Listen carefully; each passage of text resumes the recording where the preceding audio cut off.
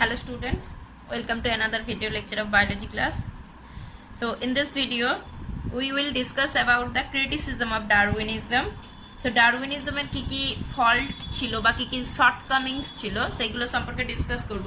But before discussing আমরা ডারউইনিজমটা আর একটু recap করছি। সো ডারউইনিজম অর্থাৎ মেন যে বক্তব্য ছিল ডারউইনিজমের বা ডারউইনের থিওরির, সেটা হচ্ছে যে ডারউইন অবজার্ভ করেছিলেন, সো রাদার আমরা বলতে পারি ম্যালথাস অবজার্ভ করেছিলেন। সো ম্যালথাস অবজার্ভ করেছিলেন যে প্রত্যেকটা ইন্ডিভিজুয়ালের মধ্যে একটা প্রপার্টিস ক্যারেক্টারিস্টিক্স উনি লক্ষ্য করেছিলেন, সেটা হচ্ছে যে প্রত্যেকটা ইন্ডিভিজুয়ালের মধ্যে র্যাপিড মাল্টিপ্লিকেশনের একটা প্রপার্টিস রয়েছে, বা তাদের আমরা বলতে পারি রিপ্রোডাক্টিভ পোটেনশিয়ালিটি অনেক বেশি। অর্থাৎ প্রত্যেকটা অর্গানিজমের মধ্যেই এই ক্ষমতা রয়েছে বা এই অ্যাবিলিটি রয়েছে যে একটা অর্গানিজম তার নিজের মতো অসংখ্য ইন্ডিভিজুয়ালের জন্ম দিতে পারে। কিন্তু তা সত্ত্বেও দেখা যাচ্ছে যে একটা পপুলেশনে ওই ধরনের পপুলেশনে অর্গানিজমের সংখ্যা কিন্তু সবসময় একটা স্টেবল কন্ডিশনে থাকে, মোটামুটি একটা স্টেবল কন্ডিশনে থাকে, শুধুমাত্র কিছু অ্যানুয়াল ফ্ল্যাকচুয়েশন ছাড়া। যেমন আমরা বলেছিলাম যে যদি আমরা রেনি সিজন দেখি, তাহলে রেনি সিজনে হঠাৎ করে কিছু মসকিউটোর যে পপুলেশন, মসকিউটোর সংখ্যা কিন্তু হঠাৎ করেই অনেকটা বেড়ে যায় দেখি। তো এরকম অ্যানুয়াল কিছু ফ্ল্যাকচুয়েশন ছাড়া মোটামুটি পপুলেশনে সাইজটা স্টেবল থাকে। এবং আরও একটা জিনিস অবজার্ভ করা হয়েছিল, সেটা হচ্ছে যে অর্গানিজমের সংখ্যা এরকম এক্সপোনেনশিয়ালি বাড়তে থাকলেও অর্গানিজমের বেঁচে থাকার জন্য যে রিসোর্স দরকার, অর্থাৎ ফুড আর শেল্টার, সেটা কিন্তু অলওয়েজ লিমিটেড কন্ডিশনে থাকে। সেটা কখনোই কিন্তু আনলিমিটেড, কোনো একটা এনভায়রনমেন্টে কখনোই কিন্তু আনলিমিটেড রিসোর্স প্রেজেন্ট নেই। সো এনভায়রনমেন্টের ক্ষেত্রে রিসোর্সটা কিন্তু অলওয়েজ লিমিটেড। তাহলে এনভায়রনমেন্টের রিসোর্স লিমিটেড রয়েছে, অথচ অর্গানিজমের রিপ্রোডাক্টিভ পোটেনশিয়ালিটি বেশি, যার ফলে সে অনেক বেশি সংখ্যক অপত্যর সৃষ্টি করছে। এবং এই জন্য এই বেশি সংখ্যক অপত্যকে বেঁচে থাকতে হলে তাহলে কি করতে হবে, তাদের নিজেদের মধ্যে একটা স্ট্রাগল দেখা যাবে। অর্থাৎ অপত্যকে, এই অর্গানিজমকে যদি ওই এনভায়রনমেন্টে সার্ভাইভ করতে হয় এবং তার বেঁচে থাকার জন্য এনাফ পরিমাণে ফুড এবং শেল্টার যদি নিতে হয়, তাহলে অর্গানিজম দিকে কি করতে হবে, স্ট্রাগল করতে হবে বা কম্পিটিশনে লিপ্ত হতে পারে, যেটাকে বলা হয়েছে স্ট্রাগল ফর এক্সিস্টেন্স। এবং এই struggle for existence, struggle it may be intraspecific or interspecific, and sometimes it may be environmental struggle. Next হচ্ছে যে এই যে স্ট্রাগল হচ্ছে, এখানে দেখা যাচ্ছে যে কিছু অর্গানিজম বাঁচছে, অর্থাৎ বাঁচতে মিনস কিছু অর্গানিজম খুব ভালোভাবে ওই জায়গায় ওই এনভায়রনমেন্টে সার্ভাইভ করতে পারছে, আর কিছু অর্গানিজম দেখা যাচ্ছে ভালোভাবে সার্ভাইভ করতে পারছে না, বা আলটিমেটলি ওই স্থান থেকে তারা এলিমিনেট হয়ে যাচ্ছে। কারা ভালোভাবে সার্ভাইভ করছে না, যাদের মধ্যে একটা পপুলেশনে সবসময় সমস্ত অর্গানিজমগুলো কিন্তু সেম টু সেম হয় না, অর্থাৎ তাদের মধ্যে কিছু ভ্যারিয়েশন তো থাকেই। অর্থাৎ একটা পপুলেশনের অন্তর্গত দুটো অর্গানিজম কখনোই সেম টু সেম নয়, এক্স্যাক্ট কপি নয়। তো তাদের মধ্যে বিভিন্ন ধরনের ভ্যারিয়েশন লক্ষ্য করা যাচ্ছে পপুলেশনের মধ্যে। এবং এই যে ভ্যারিয়েশন যুক্ত যে পপুলেশন, এদের মধ্যে পপুলেশনের যে সমস্ত ইন্ডিভিজুয়ালের মধ্যে এমন কিছু ভ্যারিয়েশন রয়েছে, যেই ভ্যারিয়েশনটা তাকে ওই নেচারে বা ওই এনভায়রনমেন্টে সার্ভাইভ করার জন্য ফেভারেবল হচ্ছে। সো যেই সমস্ত ভ্যারিয়েশনগুলো ফেভারেবল ভ্যারিয়েশন বা বেটার ভ্যারিয়েশন, সেই ইন্ডিভিজুয়ালগুলো ওই এনভায়রনমেন্টে সার্ভাইভ করে যাচ্ছে, এবং অপর ইন্ডিভিজুয়ালগুলো ওই এনভায়রনমেন্ট থেকে আস্তে আস্তে এলিমিনেট হচ্ছে। এই ঘটনাটাকেই সার্ভাইভাল অফ ফিটেস্ট বলেছিলেন হার্বার্ট স্পেন্সার, আর এই সেম জিনিসকেই ন্যাচারাল সিলেকশন বলে গেছেন ডারউইন বলে গেছেন। এবং এই ন্যাচারাল সিলেকশন হওয়ার ফলে ভ্যারিয়েশন, অর্থাৎ বেটার ভ্যারিয়েশন যুক্ত ইন্ডিভিজুয়ালগুলো তাদের এই ভ্যারিয়েশনটাকে, অর্থাৎ এই ক্যারেক্টারটাকে তারা পাস করছে নেক্সট জেনারেশনে, সেই নেক্সট জেনারেশন তার নেক্সট জেনারেশনে পাস করছে, এবং আলটিমেটলি এই ভ্যারিয়েশনগুলো, এই স্মল ভ্যারিয়েশনগুলো অ্যাকুমুলেট হয়ে আলটিমেটলি কয়েক জেনারেশন পরে একটা নতুন স্পিসিস বা নতুন প্রজাতির জন্ম দিচ্ছে। তো এখান থেকে এই ডারউইনিজমের আলোয় যদি আমরা জিরাফের ইভলিউশনটাকে ব্যাখ্যা করি, তাহলে সেক্ষেত্রে আমরা এরকম ধরনের পাবো যে একদম যদি জিরাফের আমরা অ্যানসেস্টার দেখি, তাহলে জিরাফের অ্যানসেস্টারের যে পপুলেশন ছিল, সেখানে আমরা দু ধরনেরই অর্গানিজম দেখতে পাবো। অর্থাৎ কিছু অর্গানিজম, অর্থাৎ পপুলেশনের মধ্যে ভ্যারিয়েশন তো ছিল, ইন্ডিভিজুয়ালের মধ্যে ভ্যারিয়েশন ছিল, তো সেখানে কিছু স্মল নেকড ইন্ডিভিজুয়াল ছিল যাদের যে গ্রিবার যে দৈর্ঘ্য সেটা কম ছিল, আর কিছু লং নেকড অ্যানিম্যালসও প্রেজেন্ট ছিল। অর্থাৎ ওই জিরাফের যারা পূর্বপুরুষ ছিল সেই পপুলেশনের মধ্যে কিছু এইরকম ইন্ডিভিজুয়াল ছিল যাদের মধ্যে তাদের গ্রিবার দৈর্ঘ্য বা নেকের দৈর্ঘ্যটা কম, আবার কারোর মধ্যে আরও কিছু ইন্ডিভিজুয়াল ছিল যাদের মধ্যে নেকের দৈর্ঘ্যটা একটু বেশি ছিল। সো তাদের ক্ষেত্রে ফুড হ্যাবিট কী ছিল, তারা প্রথমের দিকে feed on grasses and herbs, তারা গ্রাউন্ড লেভেলে যে সমস্ত গাছপালাগুলো জন্মায় অর্থাৎ ঘাস, তারপর হচ্ছে বিভিন্ন ধরনের বিরুৎ জাতীয় যে উদ্ভিদগুলো তার পাতা, এই সমস্ত জিনিসগুলো তারা খেত। কোনো একটা কারণে গ্রাসল্যান্ড বিলুপ্ত হতে থাকে বা গ্রাসের সংখ্যা কমতে থাকে বা বিরুৎ জাতীয় উদ্ভিদের সংখ্যা কমতে থাকে, তখন এই ইন্ডিভিজুয়ালগুলো ট্রি বা যে প্ল্যান্ট রয়েছে, বড় বৃক্ষ জাতীয় যে উদ্ভিদ রয়েছে তার পাতাগুলোকে ফিড করার চেষ্টা করতে থাকে। So they try to feed leaves of trees, অর্থাৎ যেহেতু গ্রাসের সংখ্যা কম সেই জন্য তারা গাছের পাতা, এবার বড় বড় গাছের পাতা খেতে শুরু করে। এবং এই যে বড় বড় গাছের পাতা এইগুলো তাদের জন্য কি ছিল, লিমিটেড ছিল, অর্থাৎ ওখানে লিমিটেড গাছ রয়েছে এবং লিমিটেড পাতা রয়েছে। তো সেখানে এই লিমিটেড লিভসটাকে নিজেদের জন্য অ্যাভেলেবেল করার জন্য তাদের নিজেদের মধ্যে কি হয়, কম্পিটিশন দেখা যায়। এবং এই কম্পিটিশনে কি হচ্ছে না, লিভস আর easily available for long necked animals, অর্থাৎ যে সমস্ত ইন্ডিভিজুয়ালগুলোর মধ্যে তাদের গ্রিবার দৈর্ঘ্য বা নেকের লেন্থটা বেশি ছিল তারা ইজিলি এই লিভসটাকে লিভসের নাগাল পাচ্ছে, গাছের পাতার নাগাল পাচ্ছে। আর যাদের ক্ষেত্রে গ্রিবার দৈর্ঘ্য কম ছিল তারা খুব সহজে তারা গাছের হচ্ছে এই পাতার নাগাল পেতে পারছে না। সো আলটিমেটলি কি হচ্ছে, they could not get enough food and ultimately eliminated. অর্থাৎ যে স্মল নেক যে অ্যানিমেলসগুলো ছিল বা ইন্ডিভিজুয়ালগুলো ছিল, স্মল নেকড ইন্ডিভিজুয়াল, তারা যেহেতু গাছের পাতার নাগাল পেতে পারছিল না এবং গ্রাউন্ড লেভেলেও গ্রাসেস নেই, তাহলে সেক্ষেত্রে তাদের ক্ষেত্রে কি হচ্ছে, ফুড পাচ্ছে না, তারা এনাফ পরিমাণে ফুড পাচ্ছে না। তাহলে এনাফ পরিমাণে সার্ভাইভ করার জন্য ফুড মাস্ট। সো এনাফ পরিমাণে তারা যদি ফুড না পায়, তাহলে ফুড যদি না পায় তাহলে আলটিমেটলি তারা ব্রিডও করতে পারবে না। সো ফুড না পেলে আলটিমেটলি তারা সার্ভাইভ করছে না, ওই পরিবেশে ওই এনভায়রনমেন্টে সার্ভাইভ করছে না। তার মানে তাদের মধ্যে যে ভ্যারিয়েশনটা ছিল সেটা ফেভারেবল ভ্যারিয়েশন নয়, ওই এনভায়রনমেন্টে টিকে থাকার জন্য ফেভারেবল ভ্যারিয়েশন নয়। সো আলটিমেটলি তারা এলিমিনেট হয়ে যাচ্ছে। এবং যাদের লং নেক ছিল তাদের ক্ষেত্রে এই যে এই ভ্যারিয়েশনটা, অর্থাৎ এই গ্রিবার দৈর্ঘ্য তাদের বেশি, এই ভ্যারিয়েশনটা ওই এনভায়রনমেন্টে টিকে থাকার জন্য তাদের জন্য ফেভারেবল। সো দ্যাটস ওয়াই তারা ইজিলি ওই এনভায়রনমেন্টে ওই পাতার নাগাল পাচ্ছে এবং তারা সাকসেসফুলি ফিড করছে। অ্যান্ড যে সাকসেসফুলি ফিড করবে অবভিয়াসলি তারপর সে সাকসেসফুলি ব্রিডও করবে। সো এই লং নেক যে ইন্ডিভিজুয়ালসগুলো ছিল তাদের জন্য ফুডটা অ্যাভেলেবেল হচ্ছে। সো ইজিলি তারা নেচার তাদেরকে ব্রিডিংয়ের সুযোগ দিচ্ছে বা ব্রিডিংয়ের জন্য তাদেরকে সিলেক্ট করছে। সো তারা তাদের ইন্ডিভিজুয়াল তৈরি করছে, রিপ্রোডাকশনের মাধ্যমে ইন্ডিভিজুয়াল তৈরি করছে। অ্যান্ড আলটিমেটলি এই ইন্ডিভিজুয়ালগুলোর মধ্যেও লং নেক এই ক্যারেক্টারটা আসছে।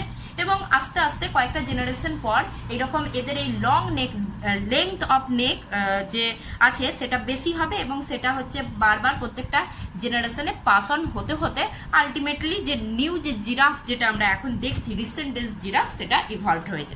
সো এটা ছিল ডারউইনিজমের আলোয় জিরাফের কিভাবে ইভলিউশন ঘটেছে সেটার একটা ব্যাখ্যা।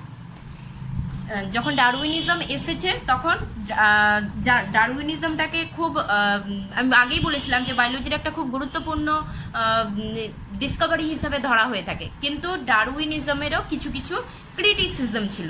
সো সায়েন্টিফিক দিক থেকে দেখতে গেলে ডারউইনিজমের যে ক্রিটিসিজম যেগুলো ছিল বা শর্টকামিং বলতে পারি, আমরা ফল্ট বলতে পারি, যে কী কী ত্রুটি ছিল সেগুলো সম্পর্কে আমরা এখন ডিসকাস করবো।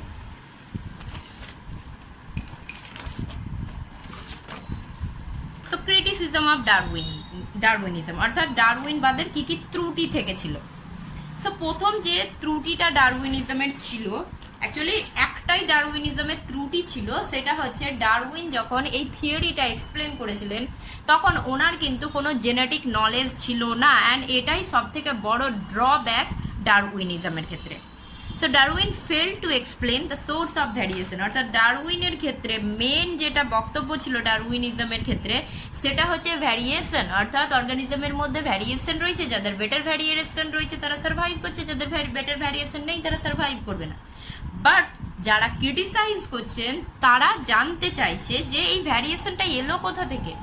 একটাই পপুলেশন সেই একই পপুলেশনের অন্তর্গত ইন্ডিভিজুয়াল, সেই একই পপুলেশনের অন্তর্গত একটা ইন্ডিভিজুয়াল অপর ইন্ডিভিজুয়াল থেকে পৃথক হচ্ছে কিভাবে, কেন তাদের মধ্যে ভ্যারিয়েশন দেখা যাচ্ছে। অর্থাৎ জিরাফের অ্যানসেস্টরের এই পপুলেশন যদি আমি দেখি, তারা তো একই প্রজাতির অন্তর্গত ছিল, তাহলে তাদের মধ্যে একজনের নেকের লেংথ বেশি হচ্ছে, অপরজনের নেকের লেংথ কম হচ্ছে, কেন? সো কিসের জন্য এই ভ্যারিয়েশনটা কিভাবে আসছে?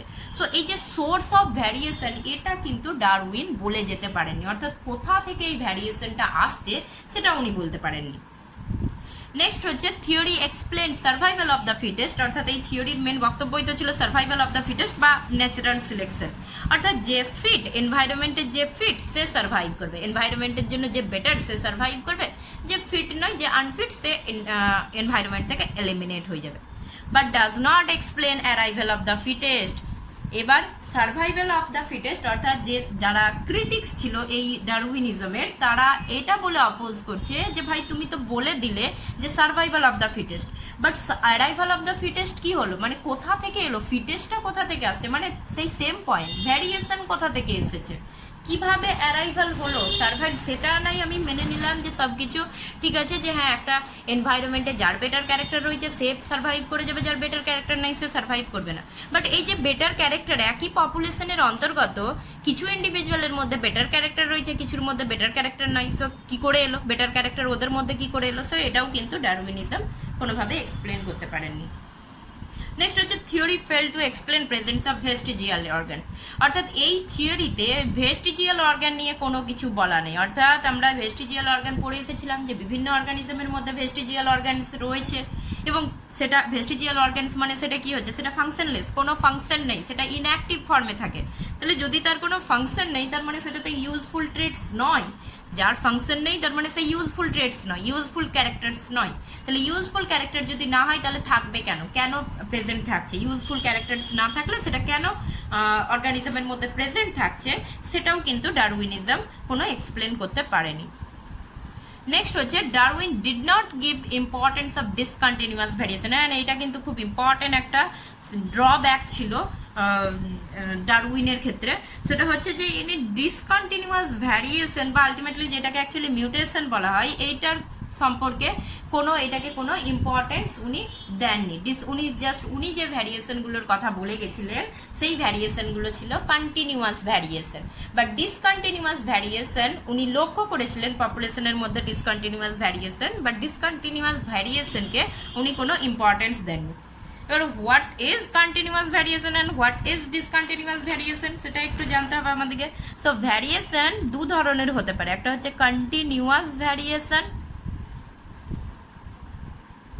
and another one is discontinuous variation.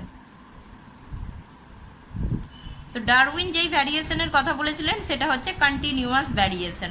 Continuous variation and discontinuous variation জিনিসটা কি? সো কন্টিনিউয়াস ভ্যারিয়েশন, সাপোজ আমি একটা এক্সাম্পল দিয়ে পুরো ব্যাপারটা বলি। সো ধরি আমি একটা পপুলেশনের একটা ক্যারেক্টার ধরছি, হিউম্যান পপুলেশন নিয়ে নিই, এবং এখানে একটা ক্যারেক্টার ধরছি আমি হাইট, এই ক্যারেক্টারটা আমি ধরছি। তাহলে এই হাইট ক্যারেক্টার উপরে যদি আমি ইন্ডিভিজুয়াল হিউম্যান পপুলেশনের ইন্ডিভিজুয়ালের মধ্যে ভ্যারিয়েশন অবজার্ভ করি, তাহলে আমি কি দেখতে পাবো? কিছু ইন্ডিভিজুয়ালস দেখতে পাবো যাদের হাইট শর্ট রয়েছে, কিছু ইন্ডিভিজুয়াল দেখতে পাবো যারা অনেক বেশি লম্বা, আর কিছু ইন্ডিভিজুয়াল দেখতে পাবো আমরা ইন্টারমিডিয়েট, অর্থাৎ তারা মিডিয়াম সাইজের থাকতে পারে। সো আমি যদি ধরে নিই একটা হিউম্যান পপুলেশনে সব থেকে ছোট হাইট বিশিষ্ট কি রয়েছে, 3 ফিট ধরে নিচ্ছি, হ্যাঁ। সো এইরকম নয় যে 3 ফিট। সো আমি বলছি একটা হিউম্যান পপুলেশন রয়েছে, সেখানে কিছু ইন্ডিভিজুয়াল রয়েছে, সেখানে আমি সব থেকে যে ছোট হাইট বিশিষ্ট ইন্ডিভিজুয়াল তার হাইটটা হয়তো 3 ফিট, আর সব থেকে যে বড় মানে সব থেকে যে লম্বা মানুষটি রয়েছে তার হাইট আমি ধরে নিচ্ছি 6 ফিট। তাহলে এই যে হাইট, এই ট্রেডটার ক্ষেত্রে দুটো এক্সট্রিম পেলাম আমি, মিনিমাম ভ্যালু একটা পেলাম, মিনিমাম ভ্যালুটা কি 3 ফিট, ম্যাক্সিমাম ভ্যালু আমি কি পেলাম, ম্যাক্সিমাম ভ্যালু হচ্ছে 6 ফিট। এটা মিনিমাম অ্যান্ড এটা maximum value.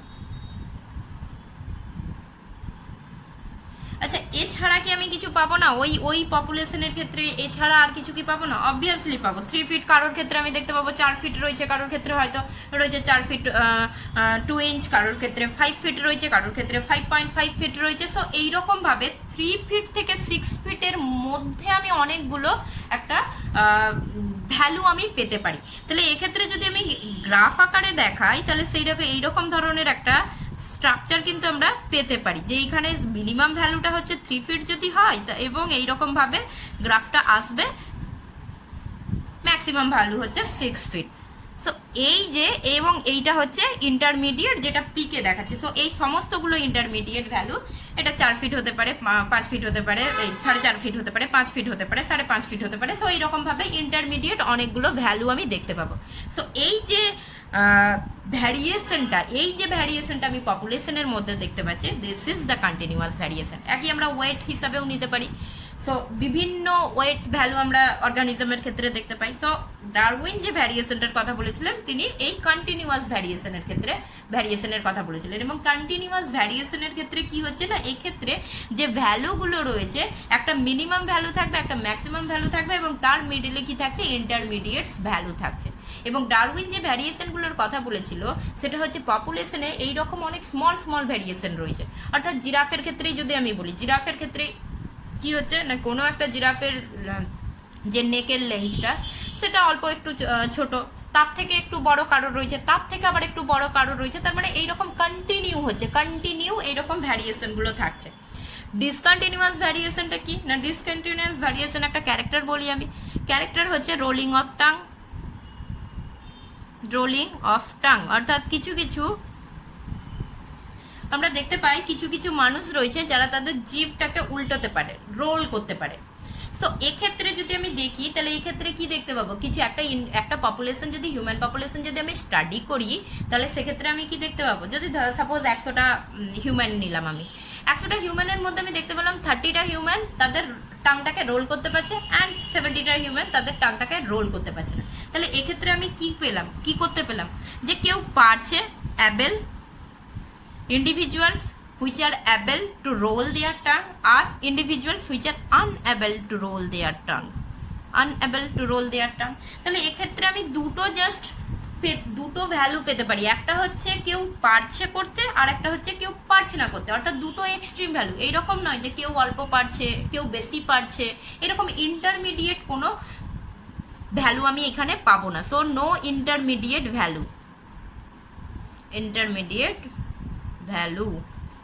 No intermediate value. So কোনো ইন্টারমিডিয়েট ভ্যালু কিন্তু এখানে আসছে না। So this variation is discontinuous variation.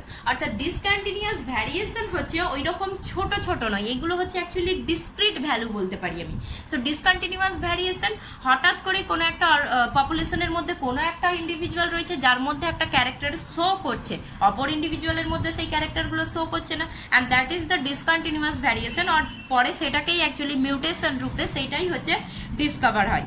এবার এই ধরনের যে ভ্যারিয়েশনগুলো, এই ডিসকন্টিনিউয়াস ভ্যারিয়েশনগুলোকে ডারউইন কোনো ইম্পর্টেন্স দিয়ে যাননি। এইরকম নয় যে উনি এটাকে অবজার্ভ করেননি, উনি অবজার্ভ করেছেন। ডিসকন্টিনিউয়াস ভ্যারিয়েশন যে ঘটে, ডিসকন্টিনিউয়াস ভ্যারিয়েশনও যে আছে পপুলেশনের মধ্যে, সেটা উনি অবজার্ভ করেছিলেন, মানে মিউটেশন উনি অবজার্ভ করেছিলেন। কিন্তু মিউটেশন নামটা তো পরবর্তীকালে হুগো ডা ভ্রিস দিয়েছিলেন। সো উনি মিউটেশনকে অ্যাকচুয়ালি স্পোর্টস রূপে আখ্যা করেছিলেন। So he was aware of mutation and called it sports. উনি স্পোর্টস বলেছিলেন, উনি এই টার্মটা বলেছিলেন। ডিসকন্টিনিউয়াস ভ্যারিয়েশনের জন্য উনি স্পোর্টস এই টার্মটা ইউজ করেছিলেন এবং উনি বলে গেছিলেন যে এই যে ডিসকন্টিনিউয়াস ভ্যারিয়েশনগুলো পপুলেশনের মধ্যে দেখা যাচ্ছে এদের কোনো ভ্যালু নেই। অর্থাৎ ইভলিউশনারি পয়েন্ট অফ ভিউ থেকে এইগুলো কোনো ইম্পর্টেন্ট এগুলোর মধ্যে থাকছে না। অর্থাৎ ইভলিউশনে শুধুমাত্র কন্টিনিউয়াস ভ্যারিয়েশনই হচ্ছে ইভলিউশনের ইম্পর্টেন্স। অর্থাৎ কন্টিনিউয়াস ভ্যারিয়েশনের ফলেই ইভলিউশন ঘটে, কোনো ডিসকন্টিনিউয়াস ভ্যারিয়েশনের ফলে ইভলিউশন ঘটেনি। অ্যান্ড এটাই হচ্ছে সব থেকে বড় ড্রব্যাক থেকে গেছে ডারউইনের ক্ষেত্রে। সো এই যা কিছু আমরা ড্রব্যাকগুলো এখন বললাম, এই সমস্তগুলো বা ক্রিটিসিজমগুলো যেগুলো আমরা বললাম, এই সমস্ত শর্টকামিংসগুলোর মেন রিজনই ছিল যে Darwin was unaware of genetic material or genetic knowledge. অর্থাৎ ডারউইনের কিন্তু কোনো জেনেটিক নলেজ ছিল না, সেই জন্য উনি না তো ভ্যারিয়েশন এক্সপ্লেন করতে পেরেছেন, নাই arrival of the fittest explain করতে পেরেছেন, আর নাই মিউটেশনকে উনি ইম্পর্টেন্স দিয়ে গেছেন। যদিও ডারউইনের মানে সময়েই ওই রকমই টাইমে মেন্ডেলিজম থিওরি প্রকাশ করে। মেন্ডেল তার পেপার পাবলিশ করেন মেবি 1866 বা 1865 এইরকম টাইমে মেন্ডেল তার পেপার পাবলিশ করেছিল। তাতে জেনেটিক্স সম্পর্কে উনি বলে গেছেন, কিন্তু আমরা সবাই জানি যে মেন্ডেল তার নিজের যে লাইফ টাইমে সেই রকম ধরনের সাফল্য উনি পাননি। তো ওনার ওই সময় ওনার এই ব্যাপারগুলোকে সেই রকম ইম্পর্টেন্স দেওয়া হয়নি, এবং মেন্ডেল বেঁচে থাকাকালীন ওনার এই মানে উনি যেই অ্যাকচুয়ালি ক্রেডিটটা পাওয়ার কথা সেটা পাননি। তার কারণ ওই সময়ের সব থেকে বড় থিওরি ছিল ডারউইনিজম। ডারউইনকে নিয়েই সবাই বেশি মাতামাতি করেছে ওই সময়। সো সেই সময় কোনো একটা ভাবে এই মেন্ডেলিজম কিন্তু অ্যাকচুয়ালি সাপ্রেস হয়ে গেছে। পরবর্তীকালে আমরা জানি 1901 এইরকম টাইমে হুগো দ্য ভ্রিস মেন্ডেলিয়ানকে রিডিসকভার করেছিলেন, অর্থাৎ মেন্ডেলের থিওরিকে উনি আরও মানে আবার নতুন করে উনি পাবলিশ করেছিলেন। তখন গিয়ে মেন্ডেলের যে ক্রেডিট সেটা মেন্ডেল প্রাপ্যতার ক্রেডিটটা পেয়েছিলেন। সো যাই হোক, সেই জন্য এখানে ডারউইনিজমের এই সমস্ত ড্রব্যাকগুলো থেকে গেছে। ওনার যেহেতু কোনো জেনেটিক নলেজ ছিল না, সেই জন্য উনি এই ডারউইনিজমের এই যে এই ভ্যারিয়েশনের ব্যাপারগুলো সম্পূর্ণ কিভাবে এসেছে বা কিভাবে হচ্ছে ডিসকন্টিনিউয়াস ভ্যারিয়েশন কিভাবে হচ্ছে ইভলিউশনে ঘটাতে পারে সেই সম্পর্কে উনি কিছু বলে যেতে পারেননি। অ্যান্ড এইগুলো ছিল ক্রিটিসিজম। আর একটা যে ক্রিটিসিজম রয়েছে সেটা আমরা বলি। So theory does not explain presence of over specialised organs like antlers of deer and tusks of elephants. এই থিওরিতে কিছু কিছু অর্গানিজমের ক্ষেত্রে কিছু ওভার স্পেশালাইজড অর্গান রয়েছে যেগুলোর প্রেজেন্টসটা কেন রয়েছে সেই অর্গানগুলো সেগুলো সম্পর্কে এই থিওরি সেইরকমভাবে কিছু বলতে পারেনি। যেমন ডিয়ারের ক্ষেত্রে, হরিণের ক্ষেত্রে তার যে সিং, এলিফ্যান্টের ক্ষেত্রে যে বড় বড় দাঁত বাইরে বেরিয়ে রয়েছে, সো টাস্কস অফ এলিফ্যান্ট এগুলো কেন রয়েছে, এবং এইগুলো থাকার ফলে এদের কিন্তু অসুবিধা সৃষ্টি হতে পারে। অর্থাৎ এই যে হরিণের ক্ষেত্রে তার যে এই যে সিং, বড় সিং রয়েছে, সো এইটার ফলে হরিণকে যখন তার প্রিডেটর যখন হরিণের পিছনে থাকে, তখন হরিণ যখন রান করছে তাহলে সেখানে হতে পারে কোনো ঝোপঝাড়ের মধ্যে তার এই সিংটা জড়িয়ে যেতে পারে এবং সেটা তার জন্য ক্ষতিকারক হতে পারে। তাহলে এই ট্রেডটা তো তার জন্য ক্ষতিকারক, তাহলে কেন এইটা হচ্ছে রয়েছে। সো এই সমস্ত প্রেজেন্স অফ দিস অর্গানস এই ব্যাপারগুলোকে ডারউইনিজম এক্সপ্লেন করতে পারেনি। পরবর্তীকালে যদিও এই ব্যাপারগুলোকে, অর্থাৎ এই যে স্পেশালাইজড কি অর্গানগুলো রয়েছে এই ব্যাপারটাকে এক্সপ্লেন করার জন্য উনি আর একটা থিওরি দিয়েছিলেন, explain this point by sexual selection. পরবর্তীকালে উনি সেক্সুয়াল সিলেকশন বলেও আর একটা থিওরি বলেছিলেন, যার দ্বারা এই ব্যাপারটাকে উনি এক্সপ্লেন করেছিলেন। সেখানে এক্সপ্লেন করার জন্য এটা বলেছিলেন উনি যে অ্যাকচুয়ালি কোনো একটা পপুলেশনের ক্ষেত্রে যে মেটিং হয়, ফিমেল এবং মেলের মধ্যে মেটিং হয়, সেক্ষেত্রে একটা পপুলেশনের ফিমেল ইন্ডিভিজুয়াল সবসময় তার মেল ইন্ডিভিজুয়ালকে সিলেক্ট করে। অর্থাৎ ফিমেল ইন্ডিভিজুয়াল কার সঙ্গে মেট করবে সেটা সবসময় ফিমেল ইন্ডিভিজুয়াল, ওই পপুলেশনের অন্তর্গত ফিমেল ইন্ডিভিজুয়াল সবসময় চুজ করবে, এবং ফিমেল ইন্ডিভিজুয়াল সেই সমস্ত মেল ইন্ডিভিজুয়ালগুলোকেই চুজ করে যাদের ক্ষেত্রে কিছু অ্যাট্রাকটিভ ক্যারেক্টার থাকে। অ্যাট্রাকটিভ ক্যারেক্টার মিনস ওই ফিমেলের চোখে যার ক্যারেক্টারটা বেশি অ্যাট্রাকটিভ লাগছে। অর্থাৎ কোনো একটা পপুলেশনের মধ্যে দেখা যাচ্ছে যে মেল ইন্ডিভিজুয়ালগুলো রয়েছে, সেই মেল ইন্ডিভিজুয়ালের মধ্যে কোনো একটা মেলের মধ্যে এমন একটা ক্যারেক্টার রয়েছে যেটা অন্য মেলগুলোর মধ্যে নাই, তাহলে ফিমেলের চোখে সেই ক্যারেক্টারটা অ্যাট্রাকটিভ লাগছে এবং সে তার সঙ্গে বা সেই মেলকে তার নিজের সঙ্গে মেট করার সুযোগ দিচ্ছে, এবং সেই জন্য এই ব্যাপারটাকে অ্যাকচুয়ালি সেক্সুয়াল সিলেকশন বলা হচ্ছে। এবং সেই জন্য এইখানে ডিয়ারের অ্যান্টলার্সটাকে আমরা এইভাবে ব্যাখ্যা করতে পারি যে কোনো এক সময়ে একটা পপুলেশনে ফিমেল ডিয়ার এই যার ক্ষেত্রে এরকম বড় বড় সিং ছিল সেই মেলটাকে অ্যাট্রাকটিভ মনে হয়েছে এবং তার সঙ্গে কি করেছে, তার সঙ্গে মেট করেছে। সো অবভিয়াসলি পরবর্তী যে নেক্সট জেনারেশন যেটা আসছে তাদের ক্ষেত্রে এই অ্যান্টলার্স আবার এক্সপ্রেস করছে, অ্যান্ড সেক্ষেত্রেও সেম ঘটনা ঘটতে পারে। অর্থাৎ সেক্ষেত্রেও ফিমেল হচ্ছে ওই বড় সিংওয়ালা যে হরিণ আছে তার সঙ্গে মেট করেছে। সো এইভাবে সেক্সুয়াল সিলেকশনের ফলে এইরকম ধরনের এই ক্যারেক্টারটা আলটিমেটলি রয়ে গেছে।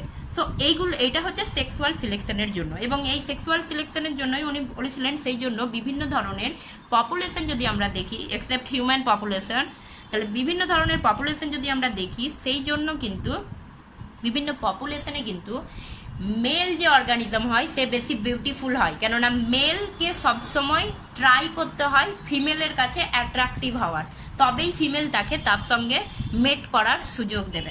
এবং সেই জন্যই সমস্ত, যেমন ময়ূরের ক্ষেত্রে কি হয়, ময়ূরের ক্ষেত্রে যেটা মেল যে পিকক সে কিন্তু বেশি সুন্দর হয়, পেখম থাকে, সুন্দর পেখম থাকে। সো সমস্ত ধরনের পপুলেশনে যদি আমরা দেখি তাহলে maximum population except human population ছাড়া ম্যাক্সিমাম পপুলেশনে কিন্তু এটাই দেখা যায় যে মেল ইন্ডিভিজুয়াল বেশি বিউটিফুল হয়, বেশি অ্যাট্রাকটিভ হয় in compare to female individual.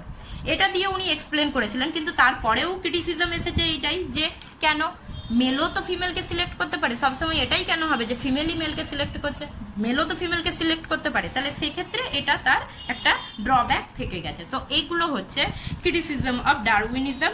পরবর্তীকালে ডারউইনের এই শর্ট কামিংসগুলোকে চেঞ্জ করে নতুন একটা থিওরি দেওয়া হয়। নতুন থিওরি মিনস ডারউইনিজমকেই মডিফাইড করা হয়, অর্থাৎ ডারউইনিজমের মধ্যে যেগুলো ভালো রয়েছে সেই জিনিসগুলোকে নেওয়া হচ্ছে, এবং যেগুলো হচ্ছে শর্ট কামিংস বা যেগুলো হচ্ছে ড্রব্যাক ছিল, যেগুলো আমরা এখন বলে গেলাম, সেগুলোকে দূর করে একটা নতুন থিওরি দেওয়া হয় বা মডিফাইড ডারউইনিজম, যেটাকে বলা হচ্ছে নিও ডারউইনিজম।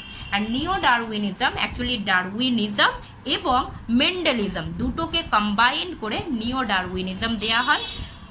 মানে জেনেটিক্যাল নলেজ আর ইভলিউশনারি নলেজ একসঙ্গে কম্বাইন করে নিও ডারউইনিজম দেওয়া হয়, এবং তারও পরে নিও ডারউইনিজম মডিফাইড হয়ে মডার্ন সিনথেটিক থিওরি এসেছে। অ্যান্ড এটা কোনো একজন দেয়নি, অনেকগুলো সায়েন্টিস্ট দিয়েছেন। সেগুলো হচ্ছে আমরা পরের যে লেকচার আছে, পরের লেকচারে আমরা সেগুলো ডিসকাস করব।